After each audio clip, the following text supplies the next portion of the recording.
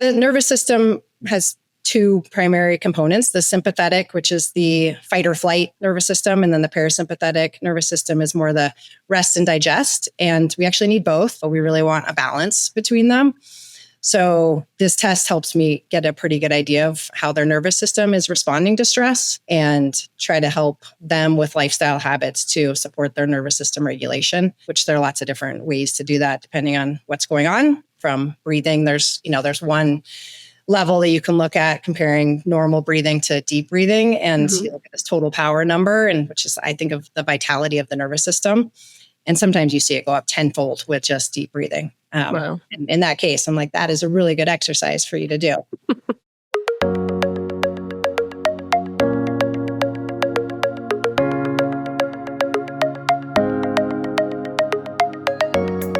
All right. This is so fun. I'm here with Gusty Swift, the founder. Are you the founder of Headwaters of Wellness? Is it just you? Yes, just me at the moment. Yep. I love it. I love the name, and I love everything that you're doing. We've talked to a lot of naturopathic doctors, and this idea of really holistic medicine and seeing patients, in particular women, for sort of our entire being. But to me, the really big thing I want to chat with you about today is getting to the heart of the issue. And not sort of prescribing for the symptoms, but figuring out like what's the root cause. And I think from what I understand, that is like what you're all about. And I cannot tell you how much I think that is like the most important thing. And oddly, not what most people think about when they think about medicine and seeing their doctors. So can you just jump right in and tell us like how you got to where you are today, why you chose this path? Were you on this path always? Like what moved you? And then we'll jump into what it really means to sort of diagnose the problem, not the symptoms.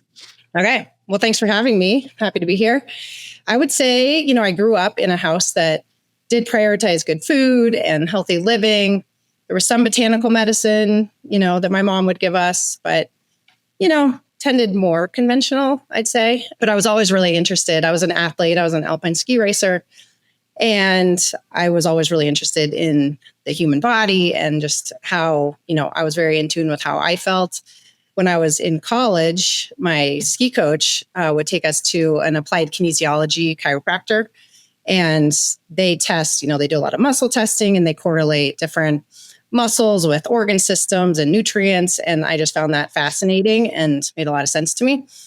So I've always been, wanting to be a doctor my whole life. And I thought, I'd go to conventional medical school, and I was a senior in college, and I just started rethinking what I wanted to do and what was really in line with my heart. And I'm very into science. So, I wanted something that was science-based. And so I started looking around at alternatives. I considered, looked at acupuncture and chiropractic, and I didn't even know about naturopathic medicine. And around that time, my mom started seeing a naturopathic doctor in Jackson, Wyoming. And, I remember her saying like, she's never felt better in her entire life. So that opened my eyes to naturopathic medicine. And I started pursuing that as a senior and applied to National University of Naturopathic Medicine in Portland, Oregon.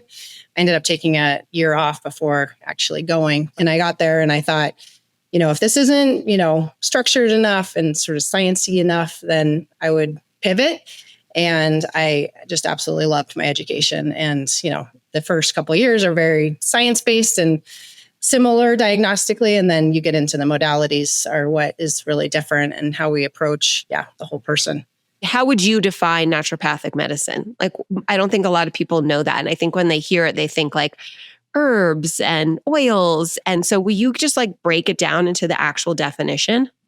Yeah, it's tricky because we have so many tools in our toolbox, and different naturopathic doctors use different tools. So it's hard for us to sometimes unify in that way. But, we have foundational principles. We believe that the body has the ability to heal itself.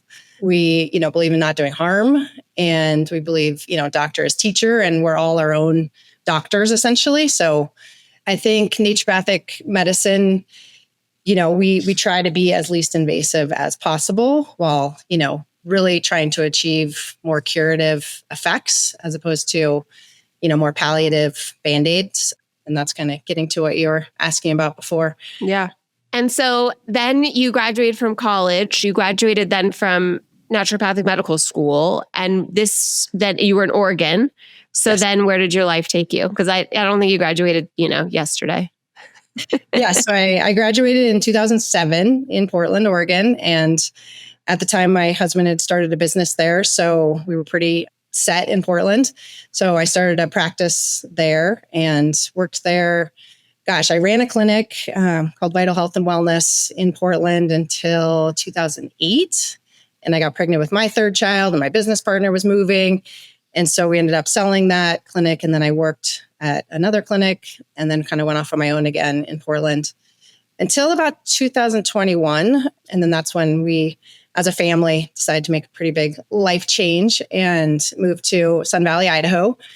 And, really trying to, I think it was going back to normal after COVID and just prioritizing what, we wanted for our family. And, I grew up in the mountains. My husband grew up in the Vermont mountains. Very different than the West Coast mountains. Yes, exactly. So we wanted to get back to the mountains. Our kids, were ski racers at the time. Some still are. And just a simpler life. So, but you didn't have roots there. We did not. We had a lot of friends here from the ski racing world. Mm-hmm. So we had a lot of connections here. And for some reason, we had always said, if we were to move somewhere, we'd move to Sun Valley, Idaho. And it was just destiny. It was aligned. My husband, he was in Portland. I was in Hood River, Oregon. And he sent me a message and said, let's move. And I said, where? Sun Valley? And he said, sure. And that weekend we were driving to Sun Valley with our kids to, look at schools and real estate and just to see if it was possible. So I love it. I mean, you're talking to someone who's moved a lot and I'm very sure, let's do it. Which a lot of people find frightening. And I think that first of all, kids are so resilient and also you only live once and nothing has to be forever. So if it's awful, you don't have to stay there, And I think we freak out, especially with kids about will they be okay? And how will they fare? And I think if you move every year, but if you move every 10 years or something like that, or 5-10 years, I think kids have a way of showing you that no, they're pretty good. They can figure it out.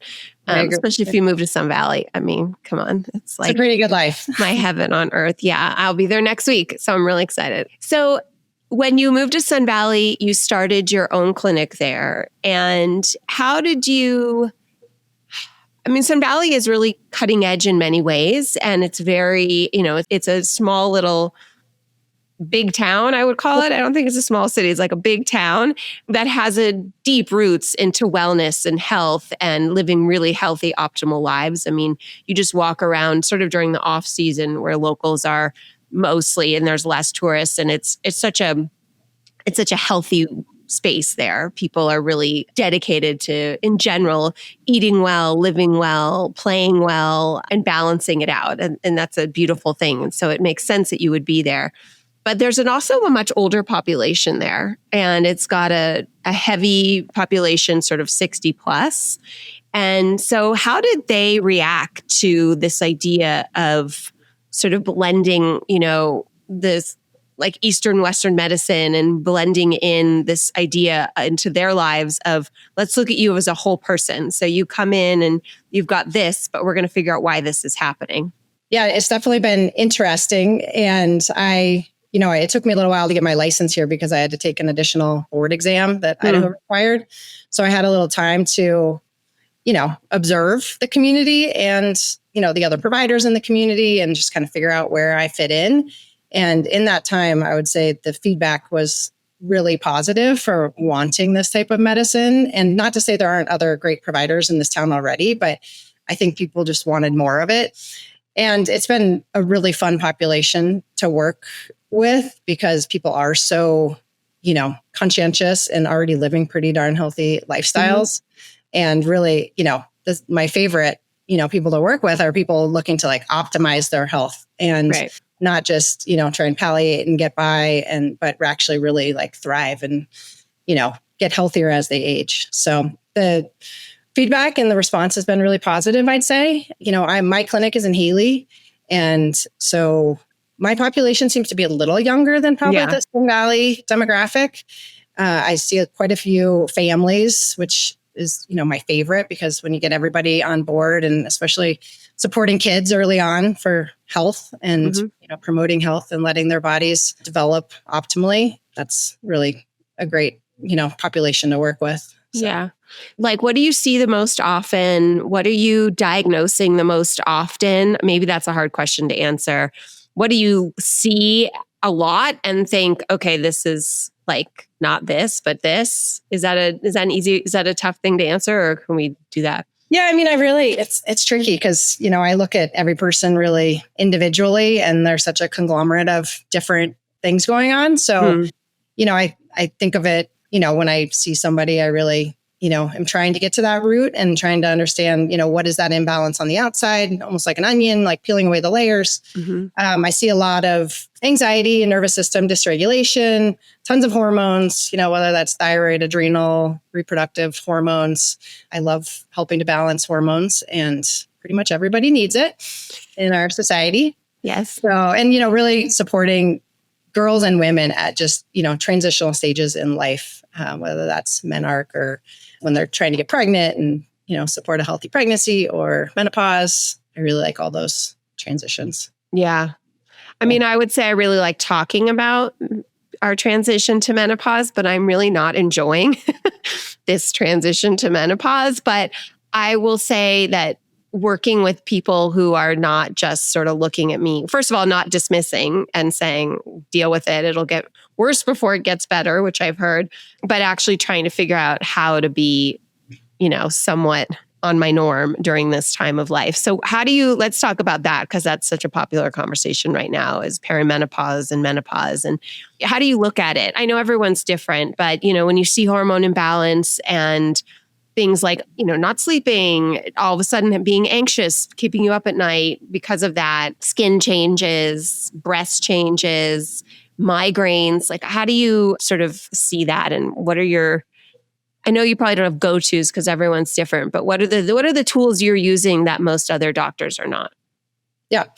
I mean, first and foremost, as early as we can, treat people in their hormonal journey, the better. And, during those perimenopausal years, as the ovaries, are shutting down their reproductive duties, I think they have other duties as we age, but the adrenals really take over a lot of that hormone production. So I think having good, healthy adrenals, ideally before you start the perimenopausal time, is great. And so, I love adaptogens and just, looking at cortisol, circadian rhythms, looking at DHEA, and really trying to optimize adrenal function prior to menopause. And it's also something, as people are going through perimenopause, that I'm looking at the triad. I'm looking at, the thyroid, I'm looking at the adrenals and the ovaries all together, because they really, work in unison. So making sure they're all, balanced. I do love, I do blood testing, and I love the Dutch test to look at hormones. It's a dried urine sample, but you can get, pretty good idea of the adrenals. You can look at estrogens, progesterones, testosterone, DHEA, and you can also look at the estrogen metabolism and how we're, we're detoxifying and eliminating our estrogens. So, for some people, it's strictly dietary, changes to kind of help with that detoxification, how we're eliminating it. And some people, I do some bioidentical hormone therapy. I do a lot of botanicals and nutritional supportive therapies. And really the foundation, I believe in like the lifestyle things being the foundation. Yeah. Supporting the nervous system as well.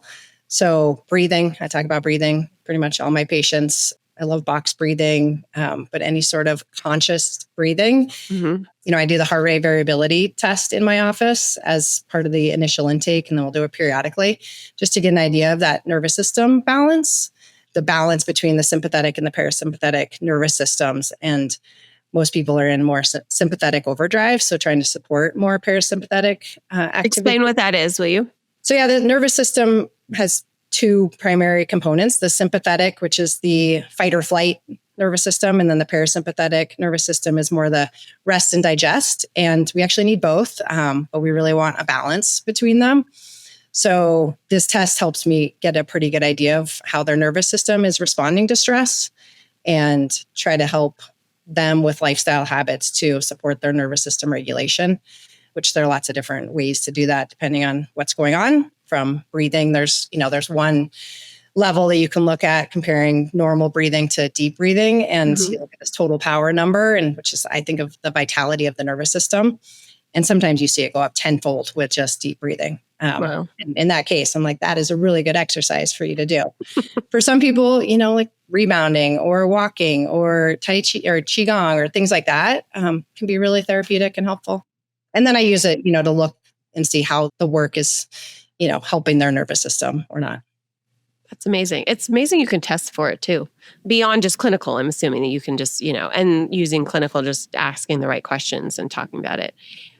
Can we talk about the gut and the gut-brain connection? Because I find it really fascinating. It's like the second most fascinating thing to me besides perimenopause and menopause. And obviously I'm selfish because that's the stage I'm in right now. But I find the gut-brain connection so intense and so interesting. My 15-year-old was like, he has gut issues. All my 3 boys have significant gut issues. And I am always like, well, we have to get to the root. And then let's also talk about what's going on up here. And yesterday he was like, oh my God, enough with your gut brain connection, mumbo jumbo. But will you just dive into that a bit and symptoms that you often see and, through our stages of life and sort of how you figure out what's going on? People come in with GI issues, stomach issues, and how you would treat that differently than walking into the kid's doctor or an adult doctor who said, oh, we're going to give you an anti-nausea or we're going to give you 17,000 tests that kind of make you sick, but then we'll be able to figure out something, which I've been through, and it's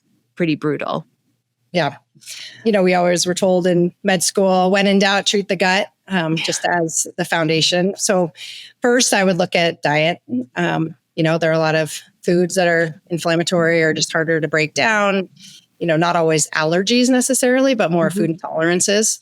So looking at that, I used to do a lot of the Carroll food intolerance, which is a naturopathic, more energetic assessment, which I felt was really helpful for my patients, which I'm trying to implement again into my practice. The gold standard is elimination and reintroduction. So, the primary culprits, trying to get those out of the diet. And then, I ask people about, their bowels all the time. And I had a patient yesterday, she was 9, I think. And, she did not want to talk about her bowels. You can come to my house. We talk about poop all the time. Yeah, she has more, behavioral type issues, and we're totally treating her gut.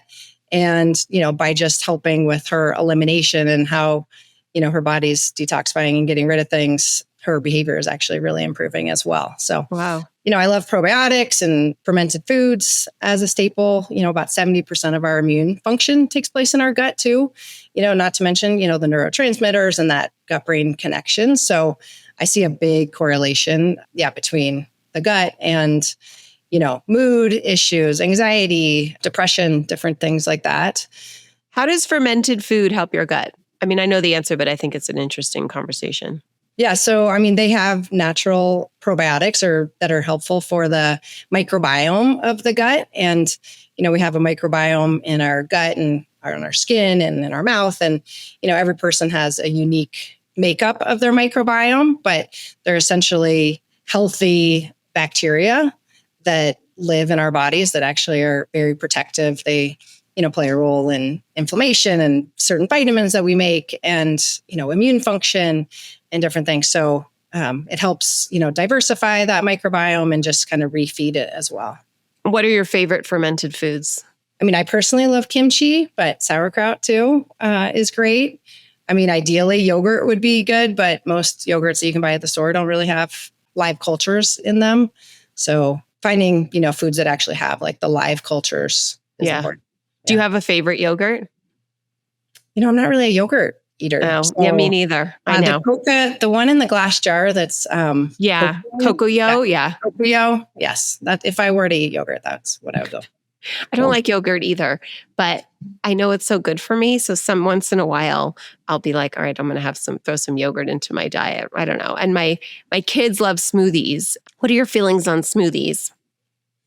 I love smoothies as a way to get nutrients, especially into kids. My dad still has a smoothie every single morning to get all his things in. I think when I think about, Chinese medicine and the energetics of smoothies, Mm-hmm. I'd be more inclined to make them warmer in the winter and not have a cold smoothie in the winter. But I think it's a great way to get nutrients in.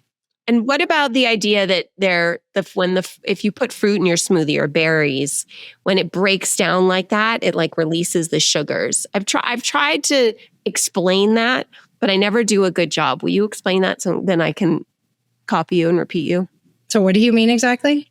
Well, I've always heard that like it's better to eat a whole raspberry than raspberries, broken down into like a smoothie, because somehow when they're blended, it's more sugar than if you just eat it. Is that a myth? Is that true?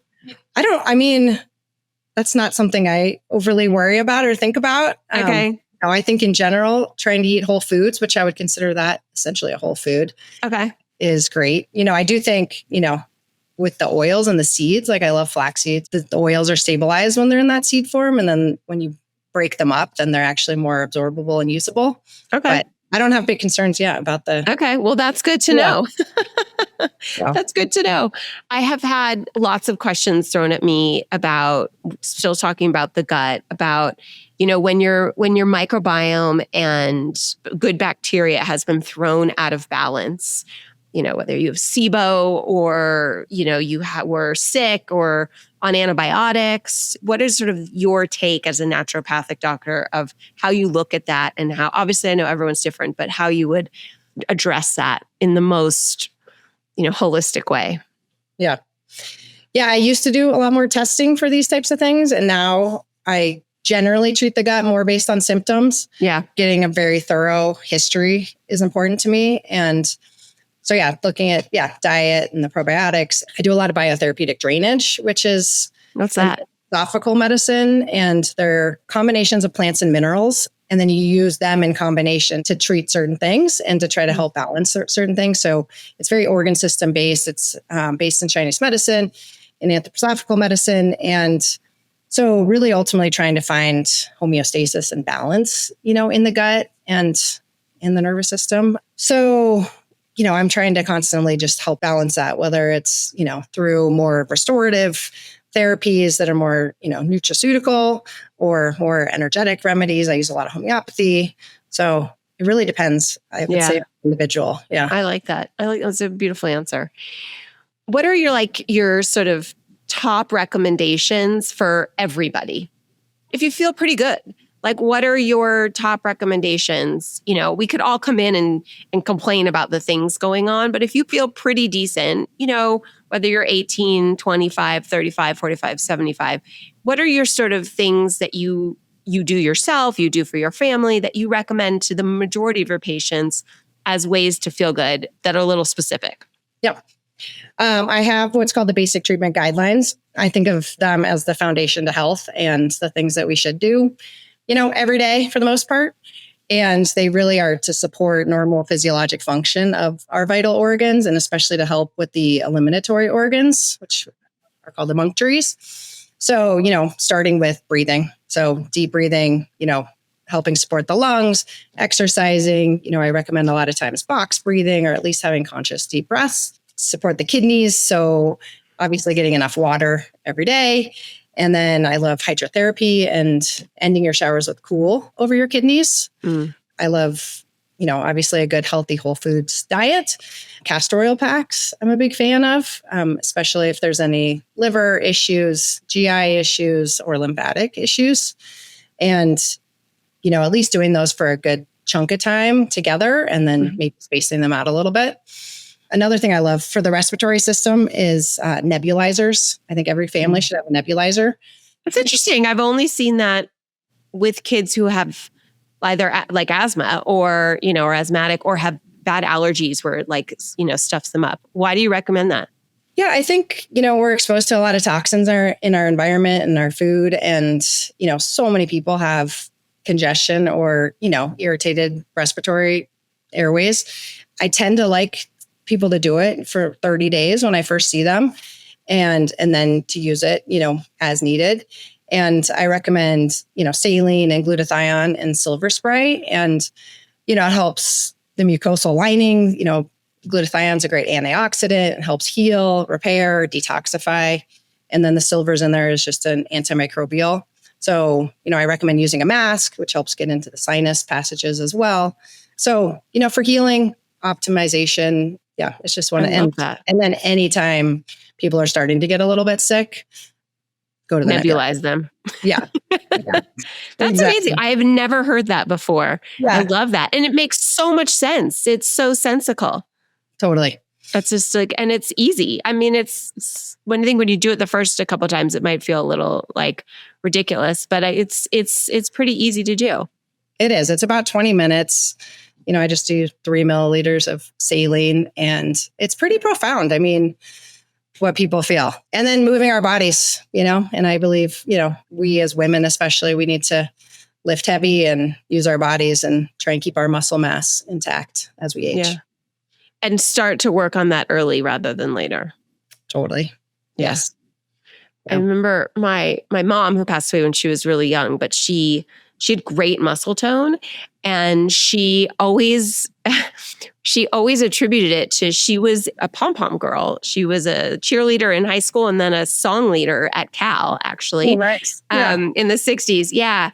And she always said that because she felt she had worked on muscle mass, because when she was growing up, girls didn't work out or play sports unless they were really good. But because they had them really strength training, especially in college, and working out a lot, and dancing and moving. And I think partly genetic, but she's it really helped me understand that building muscle mass throughout my 20s and 30s was a big deal, where it's really hard to start in your mid 40s. Oh, what are your thoughts on light therapy, like red light and blue light? Love. I mean, me too. Tell me why. Yeah. I just think it's a great way to, heal deeply at a cellular level. I have actually 2 injured kids right now, and they're doing red light multiple times a day. I have a red light infrared sauna in the clinic as well. I just think it's a, very non-invasive, easy therapy that can be very therapeutic at a deep level, really affecting the cells themselves. Yeah. I love it. I think when I first started sort of seeing it, or even my the woman who does my facials would put the light over my face. I was like, oh, this is so boring. This is such a waste of time. She's like, I'm promising you it's not. And it really isn't. I mean, I think you have to be somewhat close and tack to it. I think if you're in these, workout studios, which I've been in, where there's some in the ceiling, I don't know how much that actually does. But then I just saw something, I must have come up in my feed because my husband has crazy knees. And it was a thing to put over your knee that was just red light. And I was like, you got to get this. This is so cool. Yeah. We have one of those. Yeah. You can strap on a joint or whatever. Yeah. A bigger pad. And then, we have the sauna. So, and then I have a cold laser as well that emits, some blue and red light too. So I love it. Yeah. That's such a wonderful modern technology that is so worth it and so helpful and so, like you said, non-invasive, and you're not medicating yourself. You're not, putting more stuff into your body that is going to do more harm than good. I mean, it's just putting lights on you. I think it's pretty awesome. It is pretty awesome. Yeah. Yeah. So what is sort of your favorite person to see? Who's your favorite person to see that you can help? I don't mean actual person, but I mean with symptoms that you're oh, we can fix this. We can help you. Yeah, I would say, and I see a lot of these, types of women, but I guess I'm drawn to treating women, in our similar phase of life. So people who, are generally healthy, but are starting to go through shifts and maybe not sleeping or just, not tolerating stress as well, and just want to feel better, feel more vital, energized, and, be there as moms to support their families in a really powerful way. Because I think so many of these things that I discussed are great for the whole family. We're the glue. So if we're not optimizing and we're running at a solid 6, it just affects everybody else. It just does. It's terrible. And that in itself gives more stress and pressure, because you're I'm at a 6 and I still am doing all the things that I'm doing, but I really feel like a 6. And that sucks. I think we really need to prioritize ourselves as moms because, like you said, we're taking care of, everybody else. And if we're not feeling good and optimal ourselves, we can't be there in the way that we should or want to be there. So, I talk about giving yourself permission to rest or permission to read and, to really allow ourselves that time. So many of us are just like on the go, go, go, go, go. And it's really important to slow down and take care of your own self. It definitely is. I just got the Therabody goggles because I get migraines, and I had one yesterday, and I still, picked up my kid from school and made dinner and then came home and then driving him back to school because he had some music thing. And when we got home from school, I was like, I'm going to go in my room for 30 minutes. And he was like, really? And he's 15. He's he's not a baby. Yeah. And I was like, yeah, I'm going to put those goggles on for like 30 minutes. And I did. And I was so proud. I was so proud of myself because normally I wouldn't, but I was like, I'm dysfunctional. Like I cannot function the rest of the day if I don't give myself at least 30 minutes. And it's this really cool product that, does like different massage on around your temples and heat. And I was like, oh, I needed that so badly. I mean, it certainly didn't cure me, but it took the edge off, which was so hard to do, even me. And I'm like, on the grandstand talking to other women about how we need to do this. So it's hard to do, but I think when we hear it from our friends, when we hear it from each other, when we hear from our doctor who's like really looking at us as a whole person, it makes a difference. It really does. My assumption is you're making, just by that tidbit of advice, you're making such a difference in the women in your community, which is really awesome. Yeah, I think even taking, 10 or 15 minutes and turning your phone off. Yeah. I try to turn my phone off, but I set a timer in case I do fall asleep and just take away the stimulation and just try to rest and, breathe and it's such a good reset. And I've actually done that, since my kids were little. And it was like, I would do it on the couch when they were playing next to me, when they were little. And it's like, I still do it. It's like, I need my time out right now. Good for you. We all need a timeout. Yeah. Yeah. Especially right now when it's so busy and there's so much happening. I mean, it always is. That's the truth. There always is. And I think as women, it's really difficult for us. It's like ingrained in our bones not to do that, but it's so important and it's so powerful and it makes you better. I agree. And I think that time also allows you to, be present with yourself. And I think, the more present we can be and kind of in our bodies, time actually kind of slows down and we don't feel as busy and strung out and chaotic. But it's like, you have to take that time to be present and come into your own body and not really be out there, putting your energy out there and taking care of all the things nonstop. For sure. Well, thank you so much. This was so great. And I think just if you take away 2 little tidbits of information from this conversation, whether it's prioritizing yourself or breathing, learning how to box breathe, which doesn't take a higher degree to figure out how to do. These are all just amazing pieces of information. But I think the biggest one, in my opinion, is understanding that we are a whole person, right? We're not just like these broken up parts. And for every action, there's an opposite and equal reaction. So if something's happening, in your joints, something's happening in your gut, something's happening with your brain, like it's all connected. And to find someone who will look at us like that is a game changer. So thank you for doing what you do in a community in which I participate. I don't live full time, but I participate. So it's really wonderful and important. Well, thank you. Thank you so much.